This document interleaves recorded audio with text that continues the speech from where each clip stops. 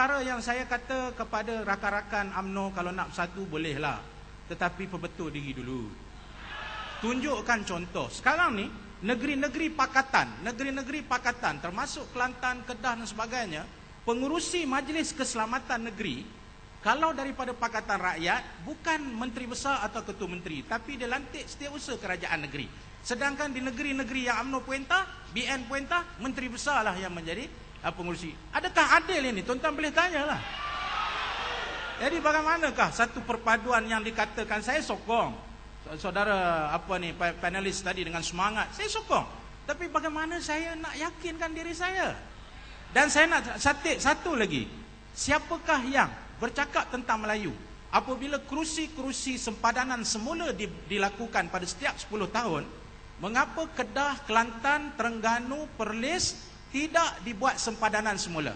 Kerana orang Melayu di situ ramai sokong PAS. Mereka tidak mahu memberikan banyak kerusi kepada kemenangan PAS, dan mereka membuka kerusi-kerusi campur yang bertanding MCA, yang bertanding MIC. Mereka bercakap tentang Melayu. Ini persoalan yang saya nak lontarkan secara praktikal. Saya kena jawab satu lagi, iaitu tentang AFC. Tak apa YB, saya nak tanya satu soalan lagi. Jadi saya dengar YB cakap dalam mukadimah tadi bahawa boleh bersatu, tetapi prinsipnya ialah mesti prinsip Islam.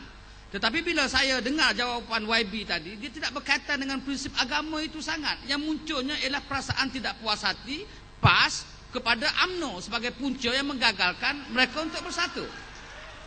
Saya rasa apa yang saya sebutkan tadi tentang royalty, saya sebut tentang Jabatan Persekutuan, Majlis Keselamatan, itulah tandanya orang yang tidak menghormati satu keputusan yang dibuat oleh rakyat. Itu Islam ni. Islam ni walaupun musuh kita, tapi hak dia kita kena bagi. Tapi ini kalau sesama Melayu pun dia tak boleh bagi hak, macam mana dia nak bagi hak untuk menyatu padukan seluruh rakyat Malaysia ni? Itu persoalan dia. Walaupun saya tidak kukuhkan dengan hadis-hadis, tetapi sebagai orang yang berpolitik, nombor satu ialah amanah, nombor dua ialah kita kena hormat keputusan. YB, boleh saya mencelah? Jadi saya okey, ada orang nak mencelah. Boleh saya? Saya tak tahu. Tadi YB sebut tentang Jabatan Persekutuan, royalti minyak dan sebagainya. Saya nak tanya, berapa orang adun Barisan Nasional yang mendapat peruntukan daripada Kerajaan Negeri Kelantan?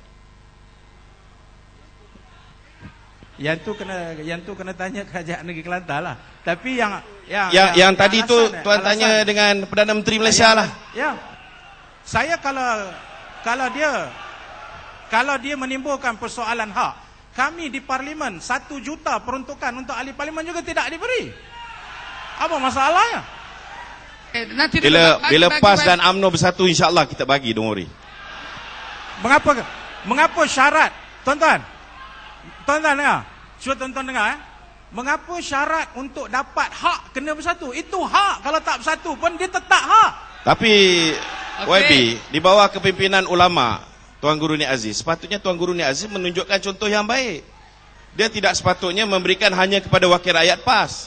Dia harus juga beri peruntukan kerajaan negeri kepada adun-adun Barisan Nasional. Okey, kita akan pergi kepada soalan dan jawapan itu kemudian.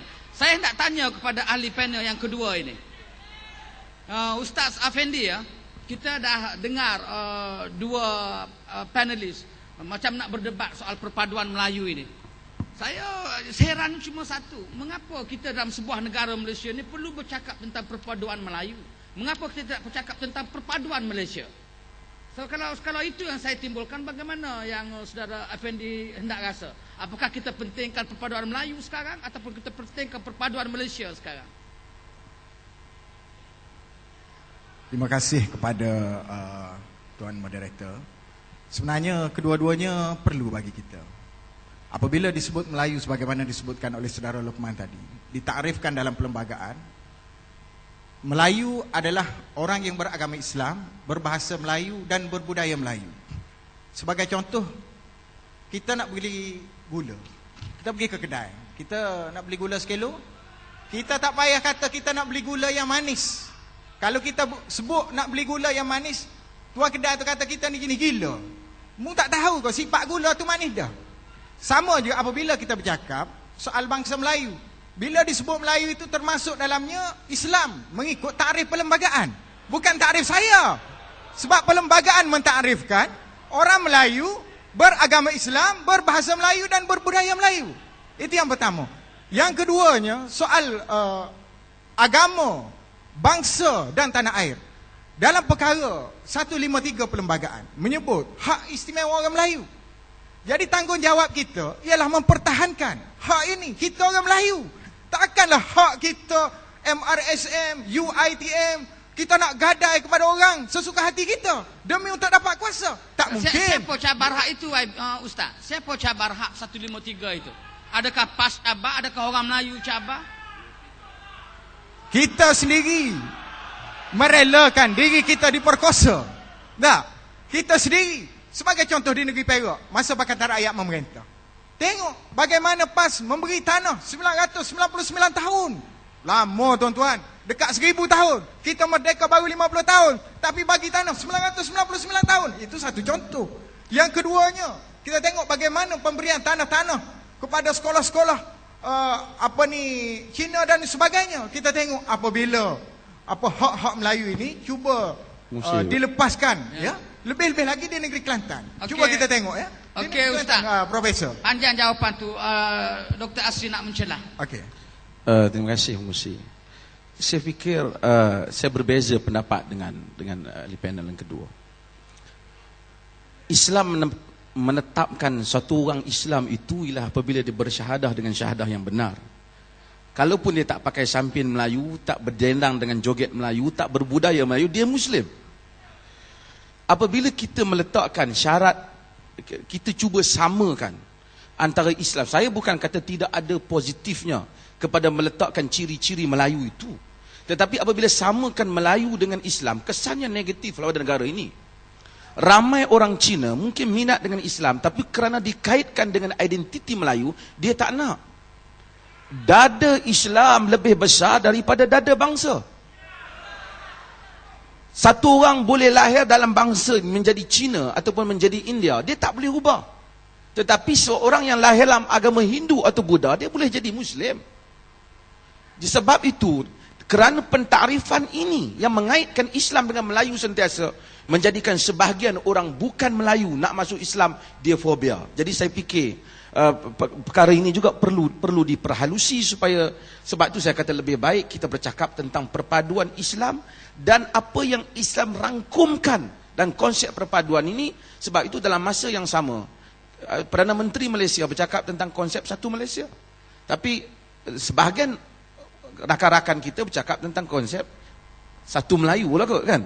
Saya ingat ini ada satu kontradiksi yang jelas, yang sepatutnya saya lebih setuju kita bercakap perpaduan Islam yang merahmati juga semua kaum ataupun agama yang lain. Terima kasih. Pak Safendi, anda nak jawab? Jadi sebenarnya Perdana Menteri kita menyebut gagasan satu Malaysia, supaya orang Melayu ini boleh hidup dengan semua agama, semua kaum, semua bangsa yang ada di negara ini. Tapi pada hari ini kita lihat itu bukan persoalannya. Persoalannya ialah perpecahan orang Melayu. Melayu berpecah kerana apa? Saya bawa surat khabar ni, Sinar Harian bertarikh 9 Julai, ini bukti dia ni. Bertarikh 9 Julai 2010. PAS kempen benci BN. Jadi macam mana kita nak perpaduan Malaysia? PAS sendiri isytihar di muka depan Sinar Harian, kempen benci BN. Saya tertanya-tanya, mana dia akhlak Islam? Orang yang bercakap ni. Dah, Nabi Muhammad SAW diutuskan, innama bu'istu liutammima makarimal akhlak. Aku diutuskan untuk menyempurnakan akhlak. Tiba-tiba sesama Islam bercakap perpaduan Islam. Dah, nak serang BN habis-habisan. Dah, kempen membenci Barisan Nasional. Masya Allah. Tuan-tuan, sebab itulah saya melihat bahawasanya tuntutan perpaduan ini adalah tuntutan agama. Melayu sama Melayu, PAS dengan UMNO tidak boleh bercakaran, tidak boleh isytihar dalam surat khabar di muka depan ini bahawa kita akan tanam sifat kebencian di kalangan pengikut kita supaya pengikut kita benci kepada Barisan Nasional dan sebagainya. Sama Islam, tuan-tuan, ya. Sama Islam. Kita hari ini kalau benar-benar PAS nak buat Islam, dah, kita mengajak PAS mari bersama. Kalau benar-benar PAS nak laksana hudud, kita kata, dah, bawa usul pelaksanaan hudud ke Dewan Rakyat. Bawa. Takut ke apa? Dah. Bawa, mari, bawa usul pelaksanaan hukum hudud ke Dewan Rakyat, ke Parlimen. Bahas di sana. Apa takut? takkanlah kita takut pada DAP tuan-tuan. Dah. Bawa. InsyaAllah kalaulah kita berani menyatakan kebenaran, tunjukkan dah sebenar-benarnya kita. Demikian juga isu arak di Selangor. Tuan Moderator dah. Isu arak dulu dah. Berjanji nak tutup kilang arak dan sebagainya, tapi pada hari ini 2 tahun lebih dah. Tak tutup-tutup juga, bahkan bertambah-tambah. Judi di Selangor, judi di Pulau Pinang, judi di Kedah. Bila nak tutup? Siapa yang bagi kelulusan? Dah. PBT bawa siapa? Dah. Kerajaan tempatan bawa siapa? Premis bawa siapa? Kenapa masih lagi perleluasa judi di negeri-negeri Pakatan Rakyat? Tutuplah dah nak buat Islam. Dah, kalau dapat dibuktikan bahawa PAS benar-benar bersungguh-sungguh untuk melaksanakan Islam, jangan takut pada DAP, jangan takut pada Pakatan Rakyat. Inilah sebab kita panggil PAS ni, mari duduk sama. Kalau PAS ni mari sokong bersama dengan kita, duduk sekali dengan kita, bubar parti PAS, dah insya-Allah dah masuk dalam UMNO belaka. Melayu kuat, Islam kuat, dan insya-Allah cita-cita untuk melaksanakan negara Islam. Kapas Singh pun tak berani tuan-tuan. Hari ni Kapas Singh duk ganggu. Dia kata, kita tak setuju PAS nak buat negara Islam. Dah. Kita bangkang langkah mayat dia dulu dan sebagainya. Tapi apabila PAS mari bersama dengan insya-Allah, negara Islam akan dapat direalisasikan. Hukum hudud UMNO tak pernah tolak saudara tuan-tuan. Okey. Dah. Mari kita duduk sekali, kita pakat buat ramai-ramai. Sekian, wassalamualaikum. Okey, YB. Saya ingin sikit respon YB, pertama tadi Ustaz Afendi Yusof, sahabat saya, dia bercakap tentang nak bawa hukum hudud untuk dibahaskan di parlimen. Kami agak bingung kerana bila isu lesen judi disebut, ya, wakil-wakil rakyat PAS yang bercakap kata judi ni tak boleh begitu, kemudian